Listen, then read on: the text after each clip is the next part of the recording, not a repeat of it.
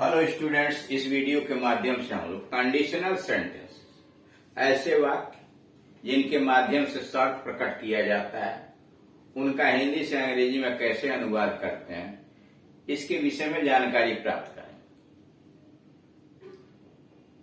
Conditional sentence यानी ऐसे वाक्य जिनके द्वारा कोई शर्त प्रकट की गई, वह शर्त प्रकट करने वाले वाक्य कहलाते हैं। Study the use of conditional sentences. जिन वाक्यों में शर्त पाई जाए उन्हें कंडीशनल सेंटेंस कहा जाता है। ऐसे वाक्य यदि, अगर से आरंभ होते हैं, यानी हिंदी में ये वाक्य जिनसे शर्त प्रकट की जाती है यदि या अगर से शुरू की जाती है। कहीं कहीं बशर्ते भी आ जाता है और वाक्य के बीच में तो या तब आता है। नोट, शर्त चार प्रकार से प्रकट की जाती है, यानी शर्त प्रकट करने के चार तरीके हैं। एक प्रेजेंट टेंस में यानी वर्तमान काल, दूसरा वह शर्त जो फ्यूचर टेंस के लिए प्रकट की गई, तीसरा वह जो पास्ट टेंस के लिए यानी बीते हुए समय के लिए शर्त प्रकट की गई है, जो उस समय पूरी हो सकती थी लेकिन अब समय बीत गया, वह शर्त पूरी नहीं हो सकती। और नंबर चार, काल्पनिक शर्त जिसके पूरी होने की संभावना नहीं के बराबर होती है, यानी शर्तें चार तरह की होती है। प्रेजेंट टेंस में शर्त प्रकट करने वाली यानी वह शर्त जो वर्तमान समय में, जैसे यदि वह आता है तो मैं उसकी सहायता करता हूं, यह क्या है? यह प्रेजेंट टेंस की शर्त है। If he comes I help him, मैं उसकी सहायता करता हूं। इसमें कोई तकनीकी नहीं है। यदि के लिए आपने इफ लगा दिया और बाकी जैसे टेंस है, आता है तो आपने लिखा इफ ही कम्स, यदि वह आता है। आई हेल्प हिम, मैं उसकी सहायता करता हूं, प्रेजेंट इंडिफिनिट टेंस में बना। इसमें कोई तकनीकी चीज नहीं है। लेकिन अगर शर्त फ्यूचर टेंस के लिए व्यक्त की गई है तो इंग्लिश में नियम यह है कि शर्त प्रकट करने वाले और टाइम प्रकट करने वाले वाक्य में विल और शैल दो बार यूज नहीं होता। इसे बचने के लिए जो उपवाक्य शर्त प्रकट करता है या समय बताता है, उसका अनुवाद अंग्रेजी में प्रेजेंट इंडिफिनिट टेंस में कर दिया जाता है और दूसरे वाले में यानी प्रिंसिपल क्लॉज में विल या शैल का प्रयोग किया जाता है।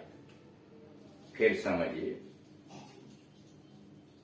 वह शर्त जो फ्यूचर टेंस के लिए, भविष्यत काल के लिए प्रकट की गई है, उसका हिंदी से अंग्रेजी में अनुवाद करने के लिए जिस उपवाक्य के माध्यम से शर्त प्रकट की गई है, उसका ट्रांसलेशन अंग्रेजी में प्रेजेंट इंडिफिनिट टेंस में बनाएंगे। फ्यूचर टेंस में नहीं बनेगा। और दूसरा वाला उपवाक्य फ्यूचर टेंस में बनाने के लिए विल या शैल का प्रयोग कर सकते हैं। कहीं जरूरत पड़ी तो कैन का प्रयोग कर सकते हैं। जैसे यदि वह आएगा तो मैं उसकी सहायता करूंगा। यदि वह आएगा तो विल शैल नहीं लगाएंगे। If he comes, present indefinite tense में, यानी शर्त प्रकट करने वाला जो फ्यूचर टेंस के लिए है, उसको प्रेजेंट इंडिफिनिट टेंस में बनाएंगे। If he comes, I shall help him, मैं उसकी सहायता करूंगा। यदि तुम मेहनत करोगे, if you work hard, will work hard नहीं, if you work hard you will pass, तुम मैथ पास हो जाओ। यानी फ्यूचर टेंस के लिए जो शर्त प्रकट की जाती है, उसमें जिस उपवाक्य के माध्यम से, जिस क्लास के माध्यम से शर्त प्रकट की गई है, उसका ट्रांसलेशन अंग्रेजी में प्रेजेंट इंडिफिनिट टेंस में बनाइए। अगर निगेटिव है तो डज नॉट और डू नॉट का प्रयोग कीजिए। यदि वह नहीं आएगा, यदि वह नहीं आएगा तो आप लिखेंगे if he does not come, नहीं आता है। आई शैल नॉट हेल्प हिम, मैं उसकी सहायता नहीं करूं। यदि लड़के नहीं आएंगे तो मैं नहीं पढ़ाऊंगा। If the boys do not come, will not come नहीं, do not come, I shall not teach. ये फ्यूचर टेंस की शर्त। अब आइए नंबर 3। तीसरी शर्त वह होती है जो पास्ट टेंस के लिए यूज की जाती है। ऐसी शर्त जो अतीत में पूरी हो सकती थी लेकिन अब समय बीत गया तो वह पूरी नहीं होती। जैसे यदि वह समय पर आया होता तो वह इनाम प्राप्त कर लिया होता। If he had come in time, past tense की शर्त प्रकट करने के लिए हैड लगाकर इफ वाले क्लास को पास्ट परफेक्ट में लिखते हैं। यानी जिस उपवाक्य के माध्यम से शर्त प्रकट की गई है उसका ट्रांसलेशन पास्ट परफेक्ट में होगा। हैड सहायक क्रिया लगाइए, मुख्य क्रिया का थर्ड फॉर्म लिखिए। जैसे इफ ही हैड कम, अगर वह आया होता, इन टाइम, समय से आया होता, he would have get the prize. और दूसरे वाले उपवाक्य में वुड हैव या कुड हैव अर्थ के अनुसार लगाकर क्रिया का थर्ड फॉर्म लिखिए। फिर समझिए, अगर शर्त पास्ट टेंस के लिए प्रयोग की गई है, ऐसी शर्त जो उस समय पूरी हो सकती थी लेकिन अब चूंकि समय बीत गया अब वह पूरी नहीं हो सकती, ऐसे वाक्यों का ट्रांसलेशन हिंदी से अंग्रेजी में बनाने के लिए तरीका यह है कि शर्त प्रकट करने वाले उपवाक्य को पास्ट परफेक्ट में लिखिए और दूसरे वाले उपवाक्य में वुड हैव या कुड हैव प्रयोग करके क्रिया का थर्ड फॉर्म लगाइए। जैसे यदि वह समय से आया होता, if he had come in time, he would have gate, he would have got, वह प्राप्त किया होता द प्राइज। यदि तुमने मेहनत किया होता, if you had worked hard, तुम सफल हो गए होते, you would have succeeded, you would have succeeded. या तुम सफल हो सकते थे, यू कुड हैव सक्सीडेड। लेकिन वही वाक्य अगर पैसिव वॉइस में डाल दिया जाए तो आप दूसरे वाले पार्ट को यानी प्रिंसिपल क्लास को पैसिव वॉइस में ही बनाएंगे। यदि सरदार पटेल जिंदा रहे होते तो कश्मीर समस्या हल हो गई होती। If Sardar Patel had been alive, if Sardar Patel had been alive, तो के लिए कामा कहा जाता, तो के लिए देन नहीं लगाते। शर्त यह है कि बीच में तो या तब के लिए कोई अंग्रेजी देन नहीं लिखते हैं, कामा लगाते हैं।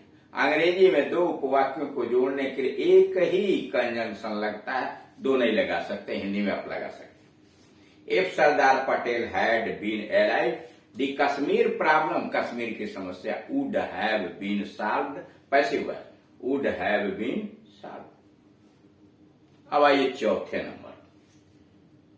चौथे प्रकार की काल्पनिक शर्त होती है, ऐसी शर्त जिसके पूरा होने की संभावना नहीं के बराबर है। जैसे यदि मैं चिड़िया होता, if I were a bird, I would fly very high, मैं बहुत ऊंचा उड़ता। ऐसी काल्पनिक शर्त आपने प्रकट की जो पूरी हो ही नहीं सकती। चिड़िया तो बन नहीं सकता, यह काल्पनिक शर्त है। इसकी विशेषता यह है कि जब इसका ट्रांसलेशन आप करेंगे तो सब्जेक्ट कुछ भी हो, singular number, third person, first person, second, कुछ भी हो, आप उसके साथ वर लगाएंगे। इफ आई वाज नहीं लिखेंगे, आई पाई वर। यदि वह चिड़िया होता, if he were A bird, he would fly very high. यानी आप पहले वाले में काल्पनिक शर्त में होता की अंग्रेजी वर लिखेंगे और दूसरे वाले वुड लिख करके क्रिया का फर्स्ट फॉर्म लगाएंगे। If I were a bird, I would fly very high. लेकिन अगर उसके अलावा दूसरी कोई क्रिया है, बी के अलावा कोई दूसरी क्रिया प्रयोग की गई है, तो आप क्रिया का सेकंड फॉर्म लगाएंगे और दूसरे वाले में वुड, कुड लगा करके क्रिया का फर्स्ट फॉर्म लेंगे। जैसे यदि यहां कमरे में भूत आ जाए, if a ghost came in this room, came second form लगाएंगे। If a ghost came in this room, all would flee, सब लोग भाग जाए, ऑल वुड फ्ली, वुड लगा के क्रिया का फर्स्ट फॉर्म लगाए। ये चार प्रकार की शर्त होती है। और कुछ हार्दिक इच्छाओं की अभिव्यक्ति की जाती है, काश वह जिंदा होता, would that he were alive, यानी उसके द्वारा भी हार्दिक इच्छाओं की अभिव्यक्ति की जाती है। अब इस पर आइए, शर्त 4 प्रकार से प्रकट होती है जो आपको समझा दिया गया। प्रेजेंट टेंस में यदि वह आता है तो मैं उसकी सहायता करता हूं। प्रेजेंट टेंस में कोई दिक्कत नहीं है। If he comes I teach him, मैं उसे पढ़ाता हूं। यदि वह आता है तो मैं उसको पढ़ाता हूं। If he comes I teach him. यदि बच्चे शोर मचाते हैं तो अध्यापक उनसे नाराज हो जाते हैं। प्रेजेंट इंडिफिनिट टेंस जैसे वैसे बना दीजिए। If the children make a noise the teacher becomes angry with them. If the children make a noise, the teacher becomes angry with him. अगर बच्चे शोर मचाते हैं तो अध्यापक उनसे नाराज हो जाते हैं। यह प्रेजेंट टेंस की शर्त है। अब दूसरे में आई, फ्यूचर टेंस के लिए प्रकट की गई शर्त, यदि वह आएगा तो मैं उसकी सहायता करूंगा। इफ ही कम्स, यदि वह आएगा, प्रेजेंट इंडेफिनिट टेंस से बनाएंगे। If he comes I shall help him, मैं उसकी सहायता करूंगा। यदि तुम मेहनत नहीं करोगे, निगेटिव सेंटेंस, तो पास नहीं हो गए। If you do not work hard, present indefinite tense में if you do not work hard you will not pass. अब पास्ट टेंस के लिए प्रकट की गई शर्त जो उस समय पूरी हो सकती थी, लेकिन अब समय बीत गया, पूरी नहीं हो। जैसे यदि वह आया होता तो मैं उसकी सहायता, यदि वह आया होता तो मैं उसकी सहायता किया होता, तो मैंने उसकी सहायता की होती। If he had come, past perfect में, if he had come, I would have helped him, would have लगाकर, और हिंदी के अनुसार कुड हैव लगाकर क्रिया का थर्ड फॉर्म लिखे। यदि तुम परिश्रम किए होते तो परीक्षा पास कर गए होते। If you had worked hard, अगर तुमने मेहनत किया होता, you would have passed the examination. If you had worked hard you have passed the examination. यदि वह तुम्हारी सहायता किया होता तो यह समस्या हल हो गई होती। If he had helped you, past perfect. If he had helped you, this problem would have been solved. Sorry, वहां been होना चाहिए। This problem would have been solved. Passive voice में, यानी अगर पैसिव वॉइस में आया है तो आप पैसिव वॉइस में ही बनाएंगे। This problem would have been solved. अब काल्पनिक शर्त पर आइए। काल्पनिक शर्त जिसके पूरे होने की संभावना नहीं के बराबर होती है।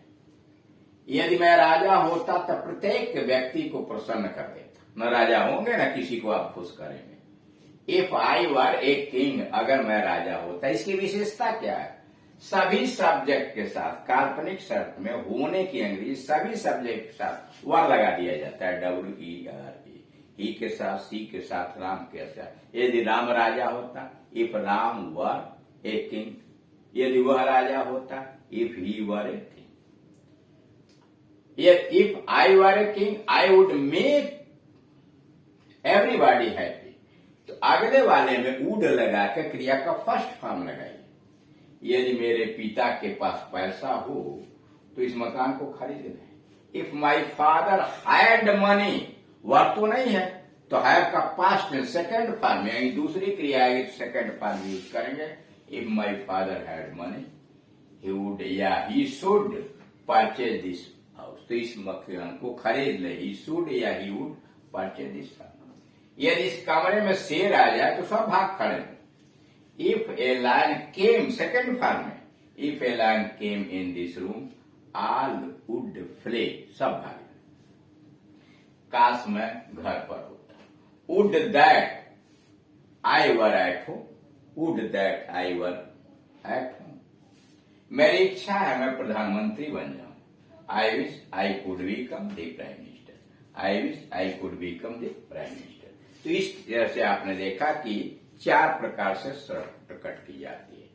अब अगले वाले वीडियो में इसी पार्ट का यानी इसी कंडीशनल सेंटेंस के एक्सरसाइज और उसके नियम को विस्तार के साथ आपको बताया जाएगा, इसलिए एक में कंप्लीट होना मुश्किल है।